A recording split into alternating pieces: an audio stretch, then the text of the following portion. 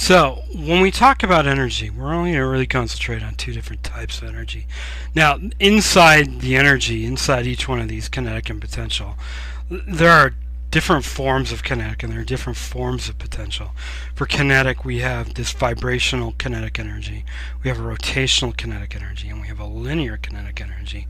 But dealing with a molecule, we're not looking at one molecule and we're not measuring it. We're saying, alright, so we've got a molecule, and we got all the molecules brothers and sisters, the billions of molecules that make up this gas or whatever it is. So we're not going to be concerning ourselves that much with the rotational. We're not going to be concerning ourselves with linear. We're just going to give it a bulk category of kinetic energy. So remember that when we talk about kinetic energy, it's a representation of the average temperature of a particle. So when we talk about average temperature, or when we talk about kinetic energy, we're actually looking at the average amount. Okay. So that's what we're going to talk about, kinetic energy. The other one is potential energy. Now, when we talk about potential energy and we're talking about atomics, molecular and atomic particles, we can be talking about several different types of potential. Nuclear energy is in there. We talk about the binds in there, the weak, the strong, they're all in there. The electromagnetic is in there. Not so much gravitational. Gravitational energy, if you think about the mass values that you're talking about, there's very little gravitational energy there, which is wonderful. Allows gases to be relatively unaffected by the force of gravity, but it's just not that important. So we're talking nuclear potentials, we're talking electrostatic potentials, we're talking about that kind of potential energy. We're not talking about gravitational potential, we're not talking about spring potential. It's just not really there. Okay, cool. So the first one we want to start off with is we want to talk about plasma. It turns out that plasma typically exists, at least the type of plasma that we like to deal with is tremendously high energy, has an awful lot of energy to offer. I mean, the sun is made of plasma for the most part. So it's really, really high. This is high energy. And when we talk about high energy, we're going to be focusing primarily on the kinetic energy. So when we talk about plasma, there's a tremendous amount of high kinetic energy. The temperatures that are associated with particles that are in the state of plasma is really, really high.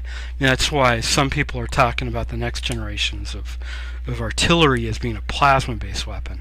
That you fire these big bolts of high energy particles and drop it on a village and it just liquefies things. Okay, so tremendously high energy particles, but zero potential energy. And because it has no bond with anything, I mean, there's still nuclear bonds that are going on. Protons are still bonded with neutrons in plasma, but there's no other interaction between any other particle in plasma. I mean, those particles are going so fast they don't even recognize anything else in the universe. They're just got tremendous amounts of energy, and even to the point where their potential energy is not even recognizing the electrostatic energy between the nucleus and the electron. The electron is gone. It's somewhere else. Okay, so that's plasma energy. So now moving on to gases. Well, gases is a high energy, but not as high.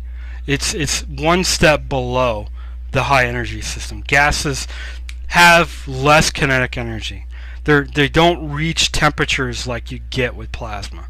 Okay, or at least for that particular type of particle. I mean, plasma for hydrogen is pretty high, or plasma, or something else, the plasma is going to be considerably less. But high energy, but not as high. Liquids are solid, our gases are still high energy, but they still have that bond from the electron to the nucleus. It still has that tie there, which means that it has potential energy. But here's the real tricky part. It turns out when you look at fields and look at energies associated with fields, that those field forces create zones of negative energy. So gases have low negative energy.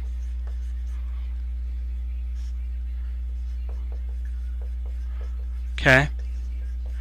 So they have low negative energy. Let me just put in neg instead of that sign. So if I dump heat in, if I dump energy into the system, it's filling up this energy that this gases have. Think about it this way. So if we were to look at a graph, we'll look at the energy associated with a gas. Here's its kinetic energy. Okay, a lot of kinetic energy. Here's its potential energy. Okay, that negative, and this is the 0 point, that negative potential energy is stabilizing the system. It's bringing a bit of stability here. The more negative potential energy you have, the more stable your system is. I mean, when we talk about planetary motion and you talk about astrophysicists, they talk about objects that have high negative potential energy as being a relatively stable object. They're continuing their motion. The Earth has a tremendous amount of negative potential energy in respect to when we talk about the energy between it and the sun, and even it and the rest of the universe. It has a lot of this negative potential energy. So when we talk about gases, it has a little bit of potential energy, and it has a little bit of negative potential energy, and it has a lot of kinetic energy. So when I dump gases in there, when they reach the point where it's about ready to go from gas to plasma, I'm increasing my potential energy. I'm dumping energy into the system, and it's going somewhere. It's not being transferred to the kinetic energy. It's being transferred to the potential energy. I pump a little in there, and my potential energy reaches that 0 point, and then boom, I'm talking plasma. Okay, all of a sudden the potential energy is gone. Well, that means that the electron is gone. It's somewhere else. So you're putting in positive energy to fill in this potential energy hole. Okay, it's a debt. And once that debt is paid off, that electron's gone. Cool? So that's a gas. So high energy kinetic, low negative energy potential. And I mean low as in the magnitude of it. It's pretty small. Okay, moving on to liquids. Well, liquids, it's the same kind of model. It's lower energy. We keep going down and down the kinetic energy chain. Okay, we start off at tremendously high energies, go lower, and go. We're going to just keep going our way down. And as it goes for liquids, it's the same thing. We get a little bit higher negative energy, and I mean higher as in a magnitude. It's bigger, which means that this is our gas model. That's our liquid model. Here's a little bit of energy that you need. That's the bond between the nucleus and the electron, this little chunk here. This little chunk here is some intermolecular bonding, when we got molecules bonding with other molecules. Or not intermolecular, molecular bonds. Well, I don't even know. It's molecule to molecule, like van der Waals bonds. So there's a little bit of energy here too. Okay. So in order to get where we need to get, and I should adjust this because my liquids are going to have less kinetic energy than my gases.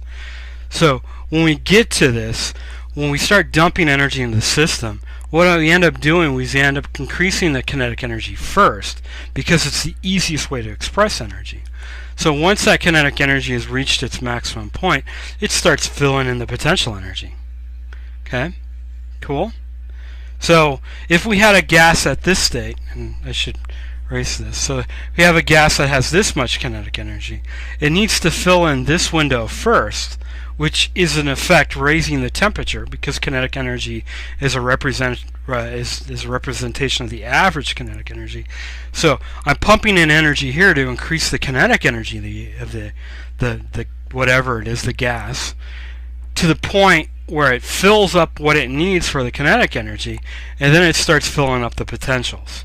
Okay, fills up that potential, and all of a sudden you got plasma. Well, plasma has a higher window for kinetic energy. You fill up this one, and then you fill up this one. Okay, so you're still pumping positive energy in there. So boom, transfer goes up to kinetic, or goes up to plasma. It has a higher window, but I have to fill in this shell first before I'm plasma. Once I filled in this shell here, it says, oh look, I'm in here. I've got the minimum needed kinetic energy for plasma, and I've got my potential energy. So it fills in that kinetic energy and it's like, oh, ready to jump, starts filling that in. Okay? So that's what's going on. That's what's going on there. I kind of screwed up. I didn't mean plasma. I mean, we're going liquids to gases, then gases to plasma, where plasma is the fill up here, liquids is the fill up here, gases are the fill up here. Okay? So sorry about that. Once you've gotten to this point, you're just dumping energy into kinetic. It keeps getting hotter and hotter and hotter. It doesn't, I mean, it reaches a point where it just can't absorb enough energy. But that's what's going on there. So going down the chain, we go down to solids. Solids have very little kinetic energy. You're looking at the kinetic energy, you're looking at solids being something right here, liquids being something right here. So there's very little kinetic energy inside of a solid. Most of the kinetic energy inside of a solid is vibrational. You're getting atoms and molecules vibrating, that sort of stuff. That's where your kinetic energy is typically located, is in that vibrations. Very little rotational, very little translational. So very, very low kinetic energy. Not a lot of it floating around, but tremendously high potential. That potential energy is tremendously high. So you got to fill in a hell of a lot of potential energy to jump up to the next state. So you got to fill in your little kinetic, and then you got to fill in your potential, and then boom, you're on to the next one to fill that one in, and then fill this one in, and then fill that one in, and fill this one in. Okay? So transferring to solids to liquids, you got to pump in a lot of energy, not only to raise its temperature, but to fill in these potential energy gaps. So to fill in that, okay, and until you fill that in, you're still a solid. Cool. And then the other two, BECs and fermionics, they're keeping track of this. The BEC, Bose-Einstein condensates, and fermionic condensates are all kind of keeping track of the kinetic energy.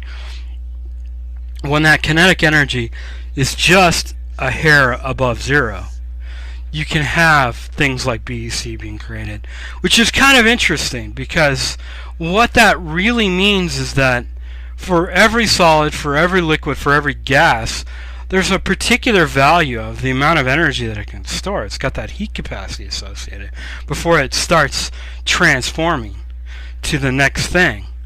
But when you talk about BECs and fermionics, there is a basement level to the amount of energy. If it gets down to that energy, regardless of its state, it jumps to BEC.